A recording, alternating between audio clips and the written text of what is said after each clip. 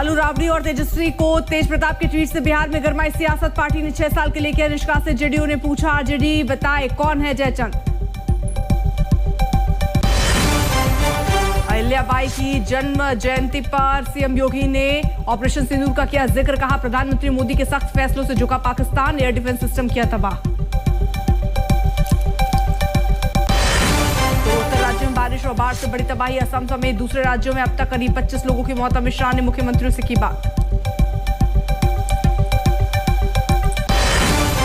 रूस पर यूक्रेन का सबसे बड़ा हमला। साइबेरिया के एयरबेस पर ड्रोन अटैक में करीब 40 लड़ाकू विमान बर्बाद। ट्रक से छोड़े गए ड्रोन।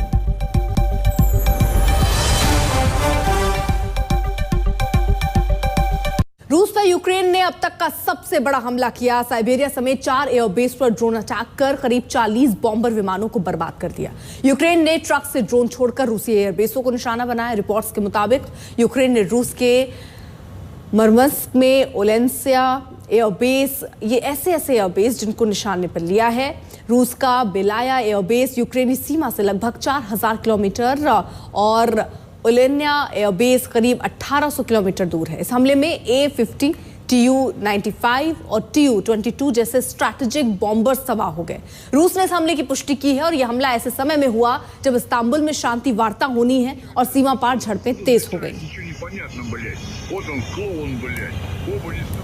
सिंदूर पर सवाल उठाने को लेकर गृह मंत्री अमित शाह ने ममता बनर्जी को घेरा। बोले, बंगाल की जनता अब ममता सरकार को सिंदूर की ताकत दिखाएगी। इसके साथ ही ये दावा भी किया गया कि 26 के चुनाव में पश्चिम बंगाल में बीजेपी की सरकार बनेगी। वहीं ऑपरेशन बंगाल वाले बयान को लेकर टीएमसी पूछ रही है कि क्या आतंकवादियों के खात्मे से जुड़े ऑपरेशन की तुलना बंगाल की मिट्टी से की जा सकती है। वोट बैंक के लिए पतन की सीमा ये ममता बनर्जी ने पार कर दी। अभी कुछ दिन पहले पहलगांव में पाक प्रेरित आतंकवादियों ने हमारे निर्दोष नागरिकों को, यात्रिकों को धर्म पूछ पूछ कर परिवार के सामने मार दिया। मुझे बताओ बंगाल वालों, वो पाक प्रेरित आतंकवादियों को सजा देनी चाहिए या नहीं देनी चाहिए? अरे जोर से बोलो, देनी चाहिए या नहीं देनी चाहिए? मोदी जी ने ऑपरेशन सिंदूर किया, ठीक किया या नहीं किया? भाइयों बहनों, हमने सर्जिकल स्ट्राइक करी, एयर स्ट्राइक करी और अब ऑपरेशन सिंदूर कर 100 किलोमीटर अंदर जाकर उनके हेडक्वार्टर को ध्वस्त कर दिया। जब TR सेशन CEC बने उसके बाद पूरे देश में चुनावी हिंसा बंद हो गई। मगर ये बंगाल है जिसमें चुनाव के वक्त और दीदी को विजय मिलने के बाद सैकड़ों भारतीय जनता पार्टी के कार्यकर्ताओं को मौत के घाट उतार दिया जाता है। दीदी, कब तक बचाओगी उनको? मेरी बात सुन लो, आपका समय अब समाप्त हो गया है।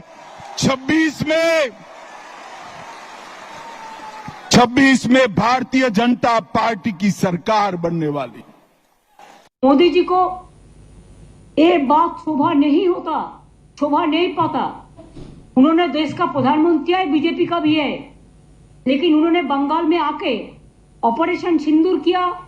ऐसा ऑपरेशन बंगाल करेगा, इसका मतलब टेररिस्ट का साथ और बंगाल का मिट्टी को मिला दिया, बंगाल का मिट्टी का इज्जत को मिला दिया, बंगाल का माँ बहन का सम्मान को मिला दिया। क्या सोचता है उन्होंने कि जो भी मर्जी वो कर सकता है, जो भी मर्जी बदल सकता है। हम देश को सम्मान करते हैं, लेकिन आत्मसम्मान विसर्जन नहीं करता है।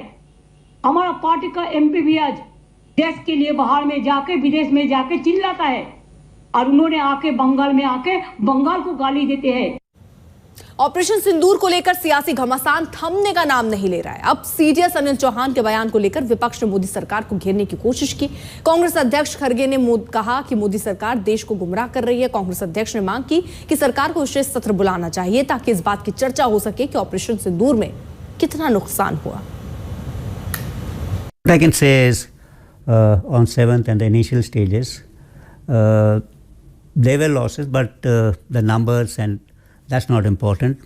What was important is why did these losses occur and what did we do after that. So we rectified tactics and then went back on 7th, 8th and 10th in large numbers to hit air bases deep inside Pakistan. Penetrated all their air defenses with impunity, carried out precision strikes.